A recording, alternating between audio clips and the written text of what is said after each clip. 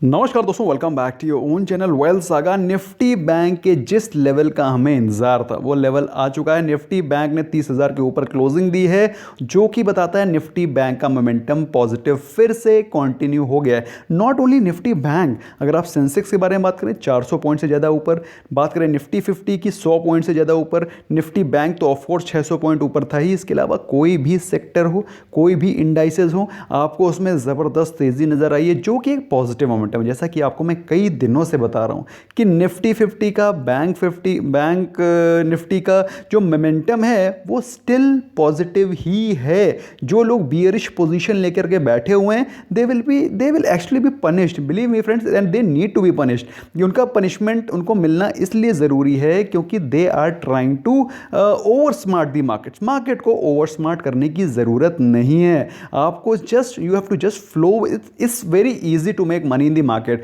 The only thumb rule which you have to follow is you have to be with the market, flow with the market. If you go against it, absolutely you'll be destroyed.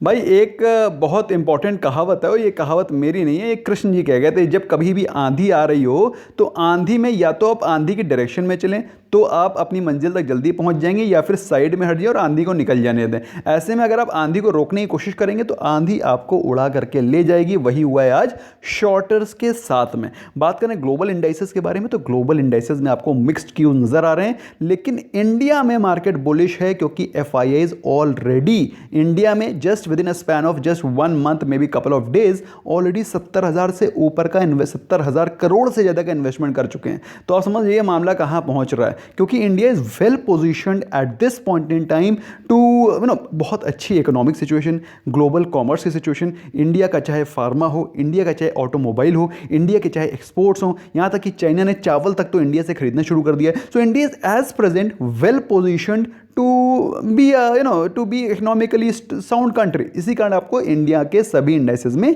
तेजी नजर आ रही है। और इसीलिए दोस्तों, जो भी sector और स्टॉक्स मैं आपको बता रहा हूं आपको बुलिश रहना है, वो है स्टील, वो है एक्सपोर्ट से related stocks like port, Adani ports, cement. ये वो सेक्टर्स है दोस्तों जिसमें कि आपको बिल्कुल भी बियरिश रहने की ज़रूरत नहीं है। और बात करें आज के टॉप लूजर्स की, तो जो बहुत तेज़ी से भागे थे उन्हीं में प्रॉफिट बुकिंग आ रही है, कोई क्रैश नहीं आ रहा है। आप 1%, आधे परसेंट, 1% के के फॉल को क्रैश नहीं कहेंगे। Reliance is just not even a % down. HDFC life 4 points down. Bajaj Finserv जो एकदम ज़बरदस्त तरीके से भाग चुका था, 9,000 के ऊपर चला गया। ऑफकोर्स प्रॉफिट बुकिंग होना तय, और कोई बहुत बड़ी मेजर प्रॉफिट बुकिंग नहीं, मात्र 61.1% भी नहीं। सो ये सब प्रॉफिट बुकिंग के शिकार हैं। प्रॉफिट बुकिंग होना लाजमी भी है। प्रॉफिट बुकिंग नहीं होगी तो इनकी पोजिशंस कॉन्सोलिडेट कैसे होंगी, ऊपर का फ्रॉथ हटेगा कैसे। तो इट्स गुड कि इनका फ्रॉथ हटे। निफ्टी के चार्ट को देखिए, गौर से देखिए दोस्तों। मैं आपको बता रहा था कई दिनों से कि मार्केट का मोमेंटम पॉजिटिव है। मार्केट में आपको ये कल के दिन जो थोड़ी सी कैंडल बनी वो बियरिश ही थी, लेकिन आपको अगर मोमेंटम, मैंने कल शाम को अपने लाइव सेशन में बताया था कि इस बियरिश कैंडल से आप कोई ज़्यादा बड़ा डिसीजन नहीं निकाल सकते हैं, क्योंकि मार्केट की ब्रेथ अभी भी पॉजिटिव है। आपको पोजीशन में बने रहना है, और आज आपको उसका बेनिफिट मिला। और जो लोग पोजीशंस में बने हुए थे उनको, मतलब पोजीशन मतलब लॉन्ग पोजीशन, बुलिश पोजीशन में बने हुए थे, उनको एक ज़बरदस्त फ़ायदा हुआ। हम लोगों ने भी आज अच्छा खासा पैसा बनाया इन निफ्टी बैंक। 29,700 की कॉल ऑप्शन हम लोगों ने ली थी, और आप समझ सकते हैं कितने भयंकर पैसे की बारिश हुई है। 290 रुपये का कॉल ऑप्शन हम लोगों ने खरीदा था, and it went up to almost, कितना गया है, 900 800 समथिंग। तो 800 के आसपास गया, ऑलमोस्ट पैसा 2.5 गुने से ज़्यादा हुआ है।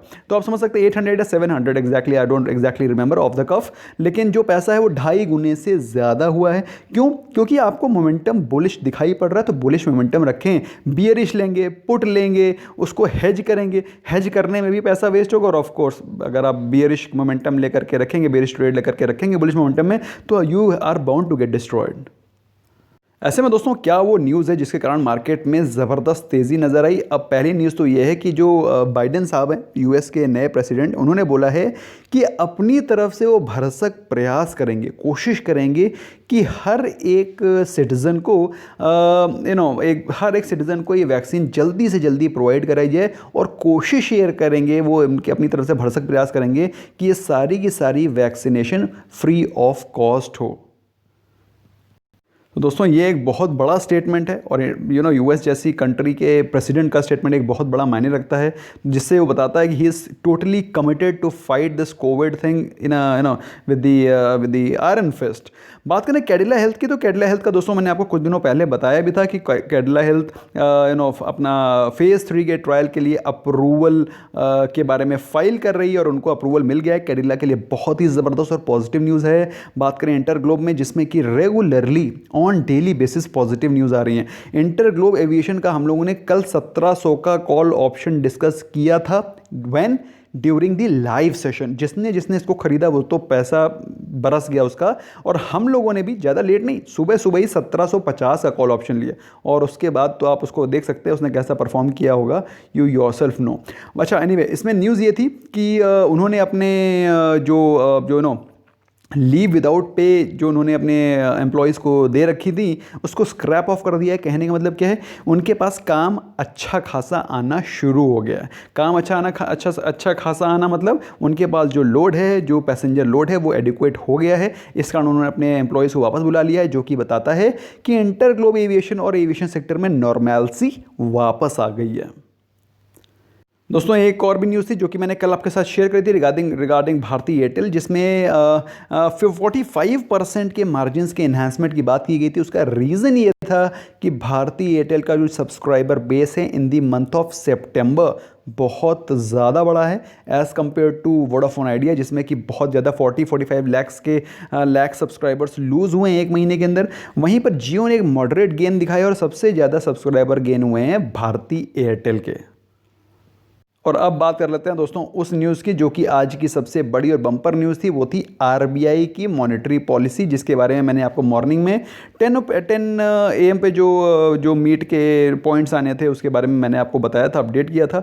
उसके पॉइंट्स दोस्तों आई एम श्योर आपने अभी तक पढ़ लिए होंगे, वेरियस न्यूज़ ऐप से, अपना कहीं ना कहीं वीडियो से आपने पढ़ लिए होंगे। तो it is just a matter of reiteration कि जैसा एक्सपेक्टेशन था सेम एग्जैक्टली उतना ही बोला गया है, बल्कि थोड़ी सी कॉमेंट्री बुलिश ही है, पॉजिटिव ही है, नेगेटिव कुछ भी नहीं बोला गया।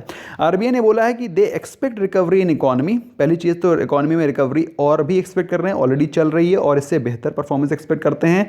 और जीडीपी का जो एस्टिमेशन था 7.5% for FY21 minus and Q3 GDP estimation is 0.1%, जो कि मार्केट की एक्सपेक्टेशंस के मुताबिक है।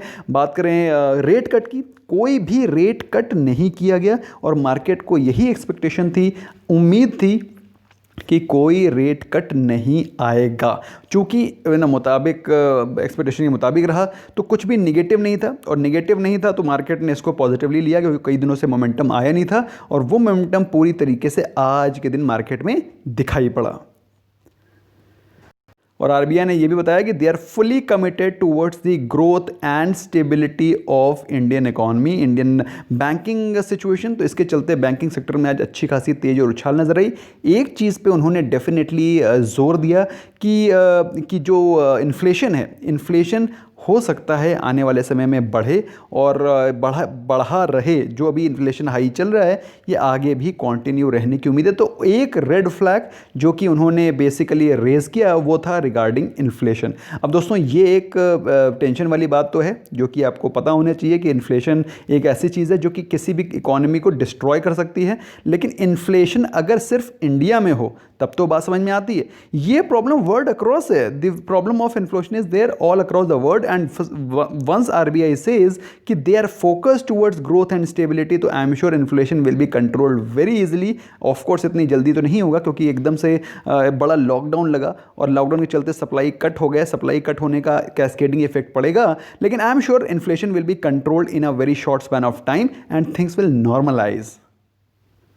सो दोस्तों आपको कैसा लगा आरबीआई का आज के जो स्टेटमेंट्स थे? आपको कोई इसमें रेड हेरिंग या फिर कोई इंपॉर्टेंट पॉइंट जो कि मेरे से मिस हो रहा है, which I have not been able to cover, you can let me know in the comment section. और आपका क्या व्यू है with respect to India's market position as on date? क्या मार्केट में क्रैश आ सकता है? क्या आपको लगता है कि मार्केट यहाँ से प्रॉफिट बुकिंग मोड में आ सकती है?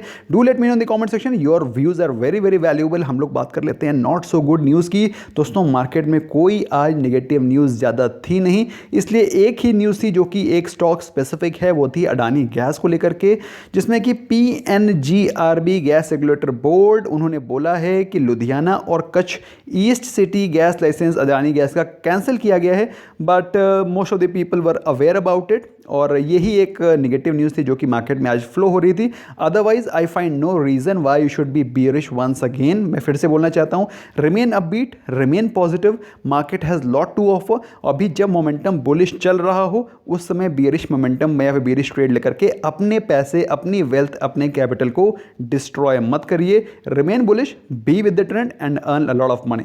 That's all from my side friends, see you at 9 PM right at the live session. बहुत सारे क्वेश्चंस आंसर्स हम लोग डिस्कस करेंगे। चैनल को सब्सक्राइब नहीं किया, सब्सक्राइब करने ज्वाइन करेंगे तो you'll be able to be the part of Wealth Saga family as well. Thank you so much for giving your precious time. Bye bye for now.